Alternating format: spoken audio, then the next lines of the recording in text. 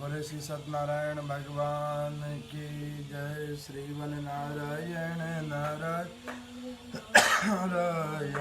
भजमन नारायण नारायण नारायण लक्ष्मी नारायण नारायण नारायण भजमन नारायण नारायण नारायण चारो वेद पुराण अष्टदश चारो वेद पुराण अष्टदश वाल्मीकि जी की रामायण भजमन नारायण नारायण नारायण लक्ष्मी नारायण नारायण नारायण श्रीवन नारायण नारायण नारायण भजमन नारायण नारायण नारायण सबरी के वीर सुदामा के तांदुल सबरी के वीर सुदामा के तांदुल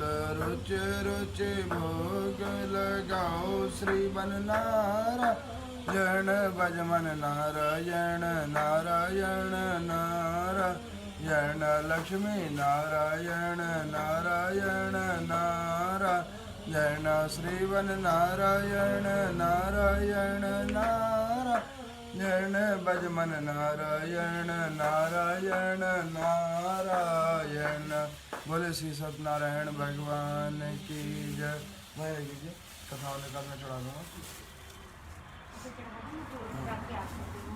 पुष्कर जी कहते हैं कि जो मनुष्य पापों का प्रायश्चित ना करे राजा उन्हें दंड दे। मनुष्य के अपने पापों की इच्छा से अथवा अनिच्छा से प्रायश्चित करना चाहिए। उन्मत्त क्रोधी और दुख से आतुर मनुष्य को अन्न कभी भोजन नहीं करना चाहिए। जिसका अन्न का महापातकी ना स्पर्श कर किया हो, जो रजस्वला स्त्री द्वारा छुआ गया हो,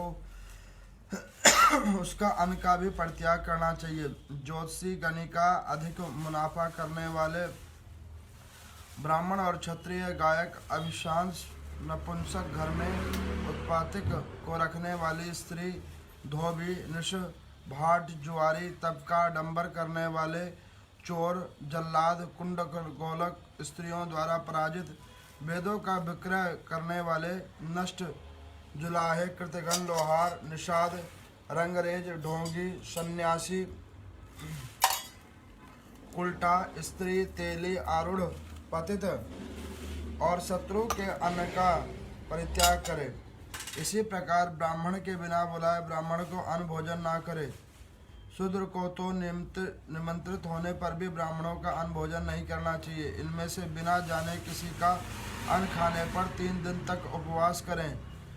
जानबूझकर खा लेने पर कृच्छ्रक्त व्रत लगता है। वीर्य मल मूत्र तथा श्राप का चंडाल का अन्न खाकर चंद्रायण व्रत करें और मृत व्यक्ति के उद्देश्य से प्रदत्त गाय का सूंघा हुआ शूद्र तथा कुत्ते के द्वारा उत्कृष्ट किया हुआ तथा पतित का अन्न भक्षण करके तप्त कृष करें। किसी के यहाँ सूतक होने पर जो उसका अन्न खाता है वह भी अशुद्ध हो जाता है। इसीलिए अशौचयुक्त मनुष्य का अन्न भक्षण करने पर वृक्ष आदि व्रत करना चाहिए। जिस कुएं में 5 नखों वाले पशु मर गया हो, एक बार अपवित्र वस्तु से युक्त हो चुका हो, उसका जल पीने पर श्रेष्ठ ब्राह्मणों को 3 दिन तक उपवास रखना चाहिए। शूद्र को सभी प्रायश्चित 1/4, वैश्य को 2/4, क्षत्रिय को 3/4 करना चाहिए। ग्राम शूकर गंधर्व उष्ट रिंगल वानर काक इनके मलमूत्र भक्षण करने वाले ब्राह्मण को चंद्रायण व्रत करना चाहिए। सूखा मांस मृतक व्यक्ति के उद्देश्य से दिया हुआ अन्न कर्क कच्चा मांस खाने वाले जीव को शूकर उत्कृष्ट श्रृंगाल वानर काक आदि को तप्त कृक्ष आदि का व्रत करना चाहिए। जो अपने लिए पकाया हुआ मांस हो, पहलू गव्य अंडा का मांस, पयुष ब्याही हुई गौ आदियों के पशुओं सहित अंदर दूध के मांस और बहुवार आदि जो ग्रहण करे उसको भी उस ऐसे करने वाले को उसके प्रायश्चित करने के लिए चंद्रायण व्रत करना चाहिए। गाय, भैंस और बकरी के दूध के सिवा अन्य पशुओं के दुग्ध का परित्याग करना चाहिए। इनके भी ब्याने के 10 दिन के अंदर का दूध काम में नहीं लेना चाहिए। अग्निहोत्र की प्रज्वलित अग्नि में हवन करने वाले ब्राह्मण यदि स्वेच्छा से जौ और गेहूं तैयार की हुई वस्तुओं को दूध के विकारों और वांछित आदि तथा बैल, घी आदि चिकने पदार्थों से संस्कृत बासी अन्न को खा लेता है तो उसको 1 मास तक चंद्रायण व्रत करना चाहिए, क्योंकि वह दोष वीर हत्या के समान माना जाता है। ब्रह्म हत्या, सुरपान, चोरी, गुरु का अपमान, इसे महापातक माना गया है। झूठकों को बढ़ावा देना, निंदा करना, चुगली करना, गुरुजनों का झूठा दोषारोपण करना, ब्रह्म हत्या करना, झूठ अध्ययन किए हुए वेद का विस्मरण, वेद निंदा, झूठी गवाही, श्रेधिक वध और अन्न का घृत भक्षण करना, ये 6 पाप सुरपानकों के नाम के समान है। इस प्रकार से धरोहर, हरण, अपहरण, मनुष्य, घोड़े, चांदी और सुवर्ण चोरी के समान है।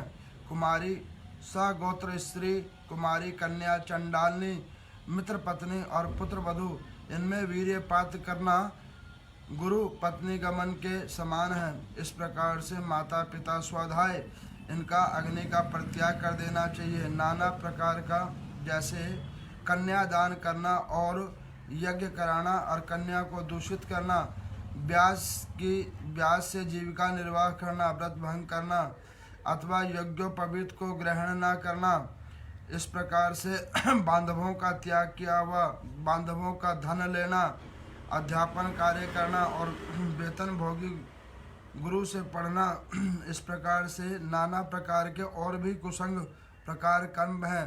किसी के पितरों का दिया हुआ अन्न ग्रहण करना, शास्त्रों को श्रवण करने के बाद उसमें शास्त्र श्रवण करवाने वाले का धन ना देना, आसक्ति, धान्य, धातु, पशु, चोरी, वैश्य, क्षत्रिय का वध करना, ब्राह्मणों के ऊपर प्रहार करना, इस प्रकार से नाना प्रकार के निंदित कार्य हैं। और इसमें नाना प्रकार के आपातीकरण पातक होते हैं और मलिन कारण पातक होते हैं।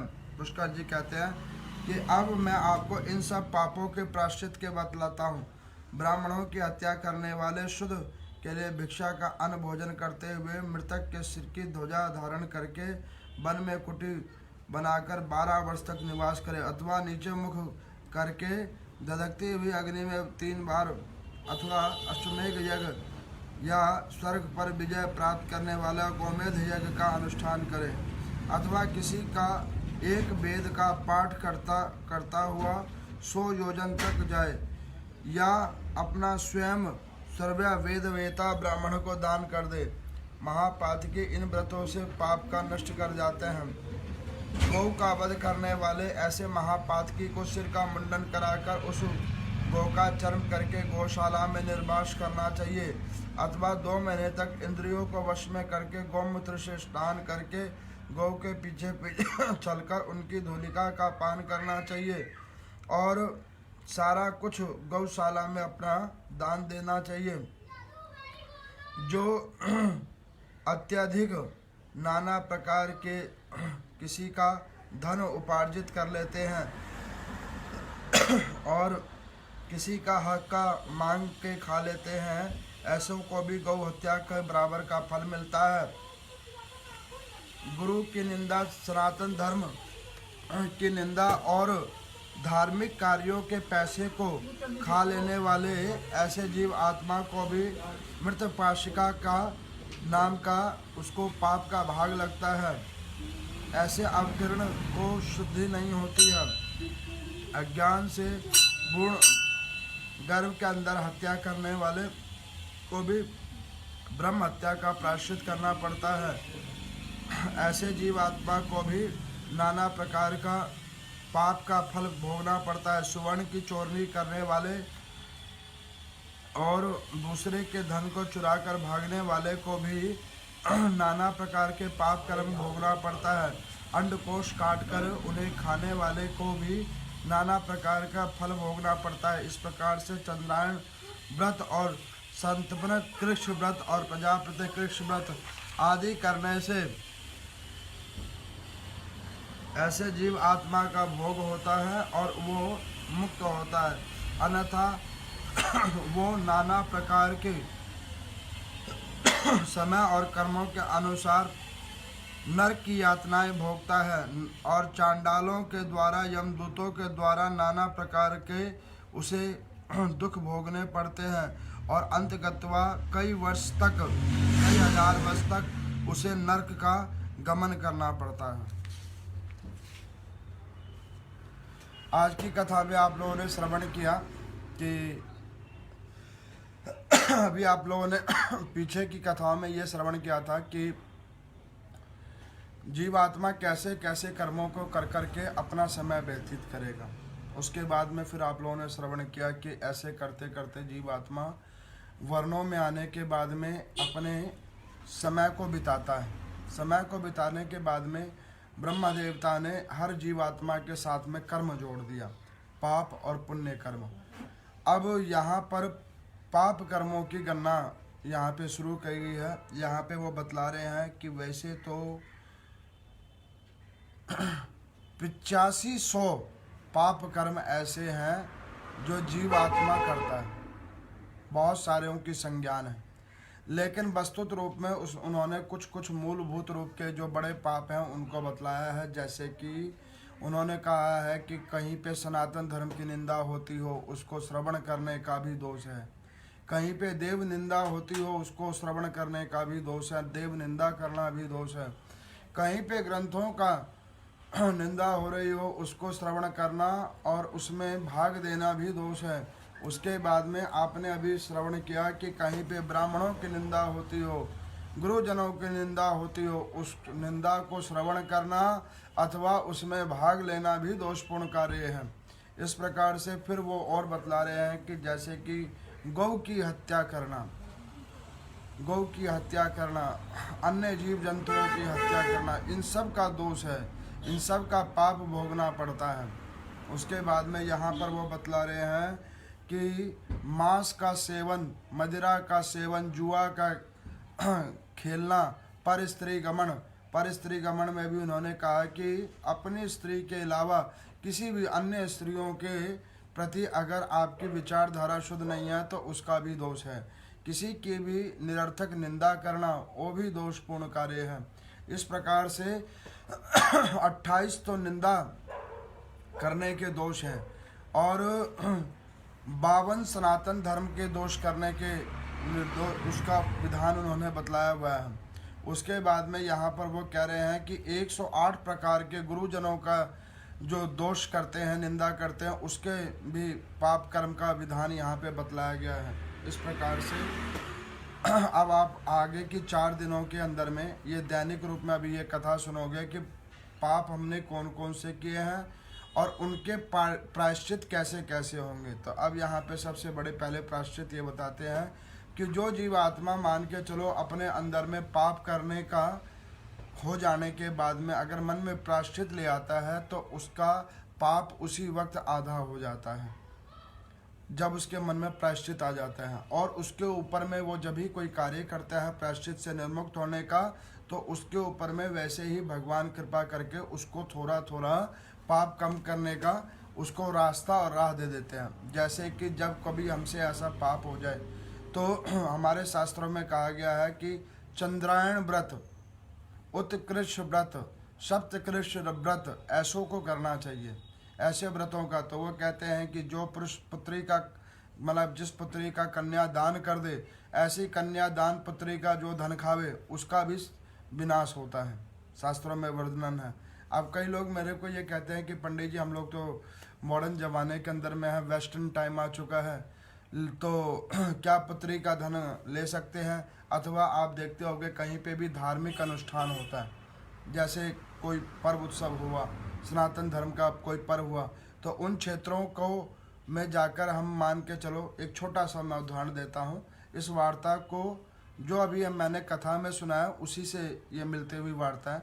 मान के चलिए कहीं पे भंडारे का आयोजन है, उस भंडारे में आपने सहयोग नहीं किया और आप अन्न लेके उसका जा रहे हैं, तो वैसे तो जिस भी भंडारे का आयोजन होता है वो प्रसाद बोधि का अन्न होता है, लेकिन उसके बावजूद अगर आपने उसमें कभी कोई सहयोग नहीं किया है और उस आप अन्न को लेके जा रहे हो, तो उसमें आपकी तरह और कई ऐसे व्यक्ति होंगे जिन्होंने दान दिया होगा। जो ऐसे धार्मिक कार्यों में दान देते हैं उनके ऊपर तो नारायण भगवान जो कृपा करते हैं वो ऐसे ही होता है। आपको मैं एक जीवंत कहानी मैं सुनाता हूँ, आपको सुन के बड़ा आश्चर्य होगा। एक बार मैं कुछ हमारे यहीं के निवासी थे, उन लोगों के साथ में मैं सालासर गया। तो वहाँ पर सालासर जब मैं गया तो वहाँ पे कुछ व्यक्तियों ने जो है, वहीं पे कोई स्थानीय व्यक्ति थे, उन्होंने एक बहुत बड़ा भंडारा लगा रखा था। उसमें देसी घी की पूड़ियाँ, सब्जियाँ, मीठा, बहुत कुछ आइटम थे, खाने के नाना प्रकार के प्रसाद थे। अब उस प्रसादों को देखकर जिस गाड़ी में मैं गया था उसमें 10 लोग हम लोग थे, तो मेरे को और ड्राइवर को छोड़ के बाकी 8 व्यक्तियों ने उस प्रसाद को ग्रहण किया। मेरे को एक व्यक्ति ने कहा कि पंडित जी आप भी खा लो। मैंने कहा कि बाबू देखो, दान लेना हमारा कर्म है, ये विधान है, ब्रह्मा जी ने यही कर्म करने के लिए भेजा है हमारे को, लेने के लिए, दान लेने के लिए ही भेजा है। लेकिन ऐसे नहीं, अभी आपने कथा में सुना ना कि जो ब्राह्मण बगैर वेद शास्त्रों का पाठन किए अगर दान लेते हैं तो वो भी नरकगामी होते हैं। बगैर कोई शास्त्रों का विवेचन किए, कोई धार्मिक अनुष्ठान किए हुए, तो वो भी नरक के गामी होते हैं। ऐसे ब्राह्मण भी। और जो ब्राह्मण बगैर बुलाए, बगैर निमंत्रण के कहीं पे पहुंचकर ऐसे उस क्षेत्र का अन्न खाते हैं, वो भी नरकगामी है। आपको पता है ब्रह्मा जी ने क्या नियम बनाया हुआ है? ब्रह्मा जी का एक नियम है कि जो जितने ऊंचे पोस्ट पे बैठा है उसकी सजा भी उतनी बड़ी है। तो मैंने उन लोगों को कहा कि भैया देखो, ना तो मैंने इसकी पूजा करवाई है, ना मैंने कोई इसका अनुष्ठान करवाया है। ऐसे में प्रसाद उनके निमित्तार्थ पता नहीं किसका प्रसाद है, पितरों का कर रखा है, अथवा अच्छा मैं कई जगहों पे देखता हूँ क्षेत्र में कई लोग पितरों के निमित्तार्थ भंडारा लगाते हैं। देखो, पितरों के निमित्तार्थ जब भंडारा लगाते हो तो जो लगा रहा है उसका तो बहुत बड़ी बात है, उसका बहुत कल्याण है, वो अपने पितरों के निमित्तार्थ अन्न का दान कर रहा है। लेकिन उस भंडारे को खाने वाला, देखो क्या होता है, भंडारा प्रसाद लो, लेकिन अगर प्रभु ने आपको उसके लिए बना रखा है, आपके पास में अगर धन दे रखा है, तो उसके निमित्तार्थ हाल आप जो भी वहाँ पे संस्थान है, जो भी ऐसी सभा है, अथवा जो ऐसा क्षेत्र है जहाँ पे ये आयोजन किया जा रहा है, उसमें जाके कुछ भी तिलफुल अपने से दान कर देना चाहिए, तब वो प्रसाद लेना चाहिए। तब तो वो प्रसाद का बोधि आपको प्रसाद रूप लगेगा, नहीं तो वो प्रसाद नहीं, वो आपके ऊपर में एक भार बन जाएगा। अब वहाँ पे मेरे सिवा 8 व्यक्तियों ने खाया, तो उन लोगों ने खाया भी, और जो भंडारा कर रहे थे उन्होंने क्या कर रखा था, पैकिंग का भी सिस्टम कर रखा था, तो उन लोगों को पैक कर करके भी दिया। तो उन्होंने मुझे बोला कि पंडित जी अच्छा है, आप अभी नहीं खाओगे, घर तो ले जाओ, ये है वो है। अच्छा, जिसने कर रखा था उसने भी मुझे बोला, जब वो लोग बात कर रहे थे, कि नहीं पंडित जी आप किसी मंदिर के ब्राह्मण लगते हैं तो इसको ग्रहण कर लो। मैं कहा बाबू ब्राह्मण तो हैं, लेकिन जिस मंदिर के ब्राह्मण हम केवल वहीं का दान लेते हैं, उसके अलावा बाहर जाके दान नहीं मांगते हैं। आप लोगों ने भी गौर किया होगा, आज 30 साल हम लोगों को आप लोगों के बीच में बैठते हुए हो गया। मैं केवल और केवल जब मंदिर का कोई धार्मिक उत्सव होता है उसके लिए मैं ज़रूर सभा की ओर से अथवा सभासदों के कहने के ऊपर में दान मांगने के लिए जाता हूँ, अन्यथा मैं किसी से भी कोई दान नहीं मांगता। क्यों नहीं मांगता? ये बात नहीं है कि मेरे पास बहुत कुछ है, ये भी बात नहीं है कि मुझे ज़रूरत नहीं है। वार्ता ये है कि जो भाग्य से मिल जाए वही पुनित दान है, हम उसमें विश्वास रखते हैं। जो मिल गया उससे हम संतुष्ट हैं और प्रसन्न रहते हैं, और हम ये कामना करते हैं माँ भगवती से कि जिसने दिया उसका भी कल्याण हो और जिसने नहीं दिया उसका भी कल्याण हो। अब हमने तो उसने मुझे कहा कि पंडित जी आप इसको ले लो। मैंने उनको मना किया कि प्रभु आप ये किसी सभा के तरफ से है? तो कहने लगे कि नहीं, ये सभा के तरफ से तो नहीं है, हम लोगों का निजी किया जा रहा है। तो मैंने कहा ठीक है, लेकिन मैंने आपके यहाँ ना तो पूजा किया है ना कोई ऐसा अनुष्ठान किया है, तो मैं ऐसे ये अन्न को नहीं लूँगा। तो एक व्यक्ति मुझे क्या कहते हैं वहाँ पे कि पंडित जी प्रसाद की अवज्ञा नहीं करनी चाहिए। मैं क्या, बिल्कुल सत्य वचन, शास्त्रों में ये विधान है, प्रसाद की अवज्ञा नहीं करनी चाहिए, प्रसाद की अवज्ञा नहीं करनी चाहिए। लेकिन पहले देखो तो सही प्रसाद किस प्रकार का है। ये बिल्कुल सत्य वार्ता है कि प्रसाद की अवज्ञा नहीं करनी चाहिए, लेकिन ये तो देखो कि प्रसाद किस प्रकार का है। वो देवता को लगा है कि पितर को लगा है अथवा किसी के ग्रह गोचर का प्रसाद है, ये तो आप समझो। बगैर सोचे समझे ही सारे प्रसाद एक समान नहीं होते। देखो, किसी गुरुजन के द्वारा दिया हुआ प्रसाद, किसी ब्राह्मण के द्वारा दिया हुआ प्रसाद, चाहे वो किसी भी रूप का होगा, वो फलदायी होता है। लेकिन कोई अन्यत्र जीवात्मा उसको बांट रहा है, तो उसमें आपको पहले ये पूछना पड़ेगा कि आप उसको लेने के योग्य हो अथवा नहीं हो। तो उन्होंने कहा मेरे को कि पंडित जी हमारे को सवा मनी करवाना था, किसी ने क्या रखा था, तो सवा मनी करने के लिए हमने ये प्रसाद बनाया था और उसको जो है हमने ये खाने के लिए जो है सो करा और लोगों को वितरित कर रहे हैं। ऐसी कोई बात नहीं है, बालाजी को भोग लगा है। मैंने कहा बहुत अच्छी बात है, बालाजी महाराज आपके भोग और निष्ठा को पूर्ण करें, जिस कामना से किया है उसको पूर्ण करें। अब आपकी अगर इतनी इच्छा है तो एक काम करो, मेरे हाथ में जो मीठा आपने बनाया हुआ है वो थोड़ा सा दे दो, बस बात खत्म।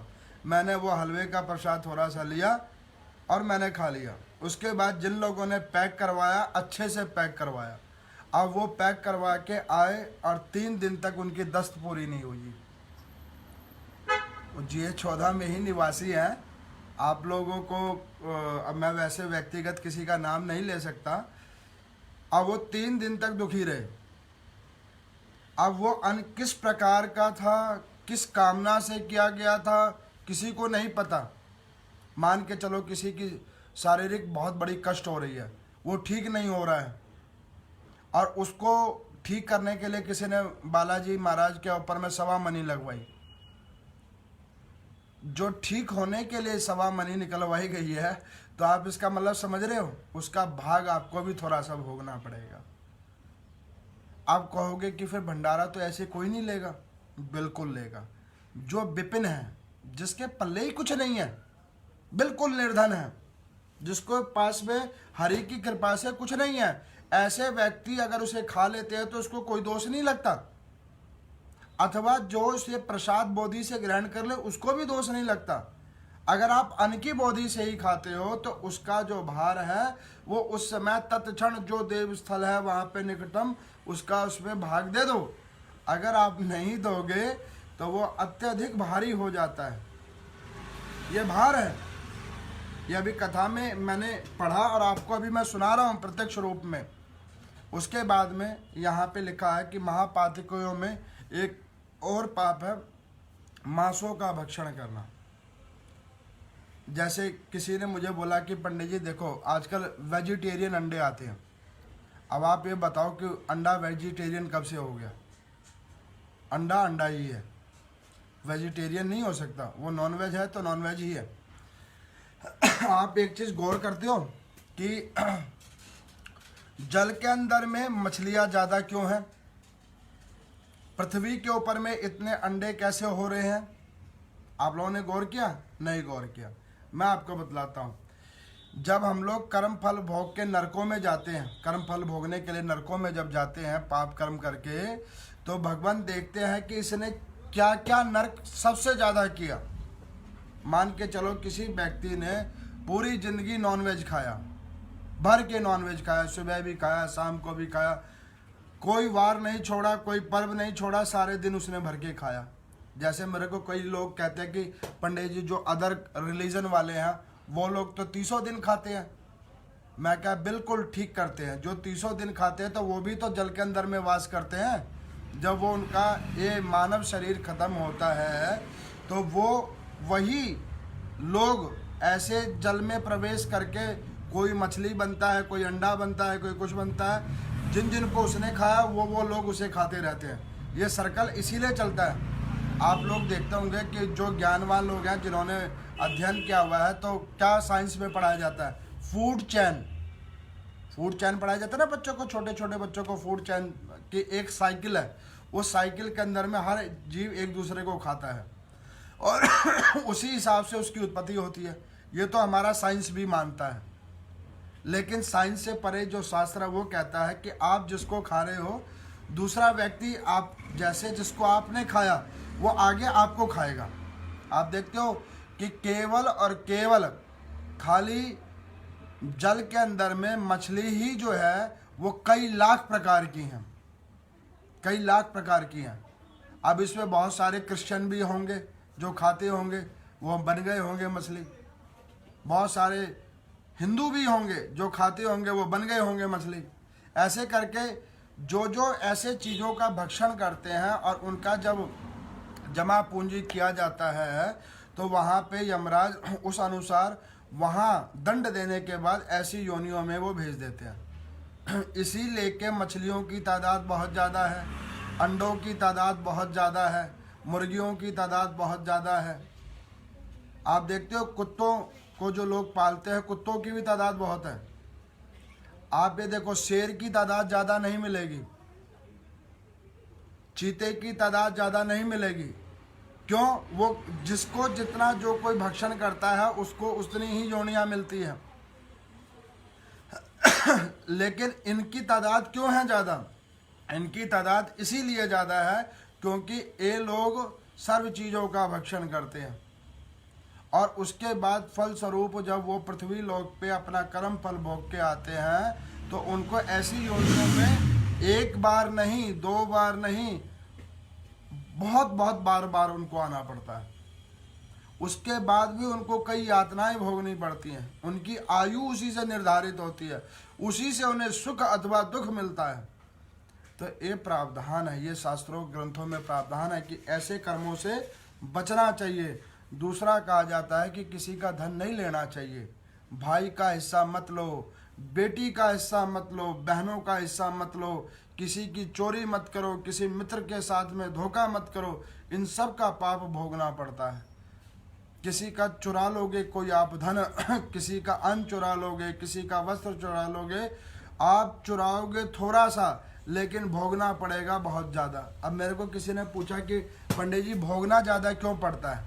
मैं आपको बतलाता हूँ। जैसे कि पृथ्वी के ऊपर में हम किसी बैंक के अंदर में पैसे डालते हैं, आप देखते हो जब पैसे डालते हैं तो थोड़ा सा पैसा डाला जाता है, लेकिन एक लंबे ड्यूरेशन के लिए डाला जाता है तो वो इंटरेस्ट समेत आता है। कितना इंटरेस्ट बढ़ के आता है?